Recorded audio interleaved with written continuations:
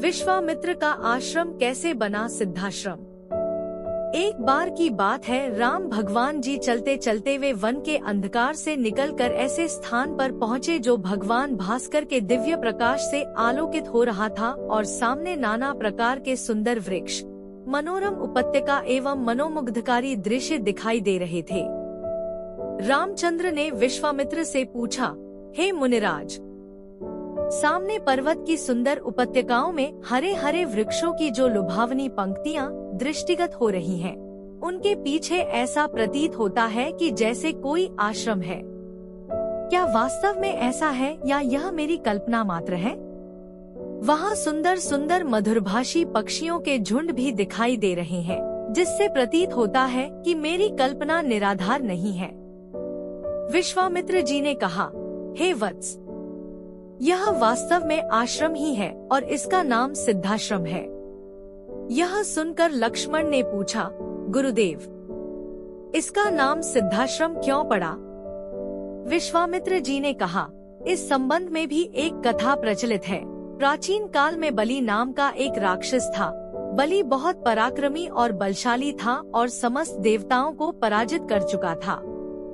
एक बार उसी बलि ने यहाँ पर एक महान यज्ञ का अनुष्ठान किया था। इस यज्ञानुष्ठान से उसकी शक्ति में और भी वृद्धि हो जाने वाली थी।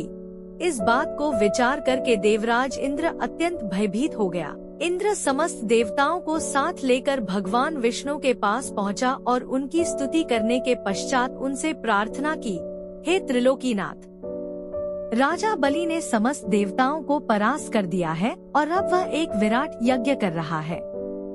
वह महादानी और उदार हृदय राक्षस है। उसके द्वार से कोई भी याचक खाली हाथ नहीं लौटता। उसकी तपस्या, तेजस्विता और यज्ञादि शुभ कर्मों से देवलोक सहित संपूर्ण ब्रह्मांड कांप उठा है। यदि उसका यह यज्ञ पूर्ण हो जाएगा तो वह इंद्रासन को प्राप्त कर लेगा। इंद्रासन पर किसी राक्षस का अधिकार होना सुरों की परंपरा के विरुद्ध है। अतएव हे लक्ष्मीपति, आपसे प्रार्थना है कि आप कुछ ऐसा उपाय करें कि उसका यज्ञ पूर्ण न हो पाए।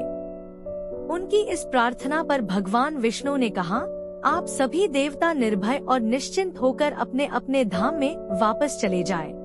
आप लोगों का मनोरथ पूर्ण करने के लिए मैं शीघ्र ही उपाय करूँगा।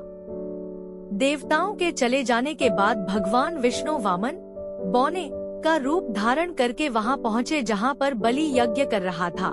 इस बौने किंतु परम तेजस्वी ब्राह्मण से राजा बलि अत्यधिक प्रभावित हुए और बोले, विप्रवर, आपका स्वागत है, आज्ञा कीजिए, मैं आपकी क्या सेवा कर सकता हूँ? बलि के इस तरह कहने पर वामन रूपधारी भगवान विष्णु ने कहा, राजन, मुझे बैठकर भगवान का भजन करने के लिए सिर्फ 2.5 चरण भूमि की आवश्यकता है।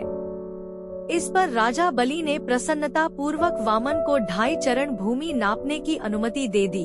अनुमति मिलते ही भगवान विष्णु ने विराट रूप धारण किया और एक चरण में संपूर्ण आकाश को और दूसरे चरण में पृथ्वी सहित पूरे पाताल को नाप लिया और पूछा, राजन, आपका समस्त राज्य तो मेरे 2 चरण में ही आ गए, अब शेष आधा चरण से मैं क्या नापूं?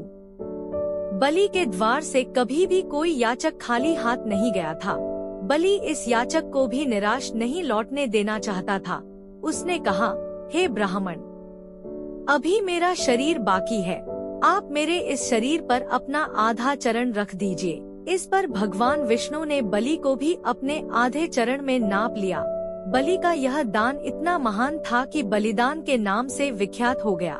भगवान विष्णु ने बलि की दानशीलता से प्रसन्न होकर उसे वरदान दिया कि यह स्थान सदा पवित्र माना जाएगा, सिद्धाश्रम कहलाएगा और यहाँ तपस्या करने वाले को शीघ्र ही समस्त सिद्धियाँ प्राप्त होंगी। उसी समय से यह स्थान सिद्धाश्रम के नाम से विख्यात है और बहुत से ऋषि मुनि यहाँ तपस्या करके मुक्ति लाभ करते हैं। मेरे स्वयं का आश्रम भी इसी स्थान पर है। मैं यहीं बैठकर अपना यज्ञ संपन्न करना चाहता हूँ। जब जब मैंने यज्ञ प्रारंभ किया तब तब राक्षसों ने उसमें बाधा डाली है और उसे कभी पूर्ण नहीं होने दिया। अब तुम आ गए हो और मैं निश्चिंत होकर यज्ञ पूरा कर सकूंगा। इस प्रकार की बातें करते हुए विश्वामित्र ने राम और लक्ष्मण के साथ अपने आश्रम में पदार्पण किया। वहाँ रहने वाले समस्त ऋषि मुनियों और उनके शिष्यों ने उनका स्वागत सत्कार किया। राम ने विनीत स्वर में गुरु विश्वामित्र से कहा, मुनिराज, आप आज ही यज्ञ का शुभारंभ कीजिए। मैं आपको विश्वास दिलाता हूँ कि मैं आपके यज्ञ की रक्षा करते हुए इस पवित्र प्रदेश को राक्षसों से मुक्त कर दूंगा। राम के इन वचनों को सुनकर विश्वामित्र यज्ञ सामग्री एकत्रित करने में जुट गए और अंत में उन्होंने ऐसा ही किया। उम्मीद करते हैं आपको यह वीडियो अच्छी लगी होगी। धन्यवाद आपका। वीडियो पसंद आई हो तो लाइक और शेयर कर दीजिएगा।